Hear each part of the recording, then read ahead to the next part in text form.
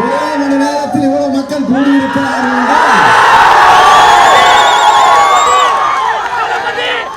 நான் இந்த இயக்கத்தில் இணைந்தது ஒன்று, நான் இந்த தொகுதிக்கு கடுமையாக உழைத்தது ஒன்று என்பதை நீங்கள் மறந்துவிடக் கூடாது.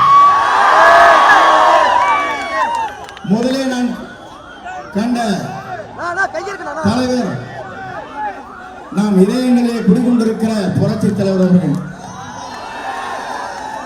3 முறை தமிழ்நாட்டில் நிரந்தர முதலமைச்சர், 2வது முறையாக நான் கண்ட தலைவர் புரட்சி தலைவர் அம்மா அவர்கள் 5 முறை முதலமைச்சர்.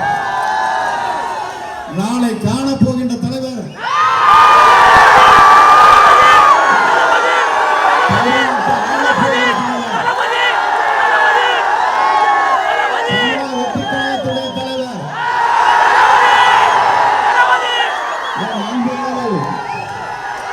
விஜய் அவர்கள் என்பதை நான் மறந்துவிடக்கூடாது.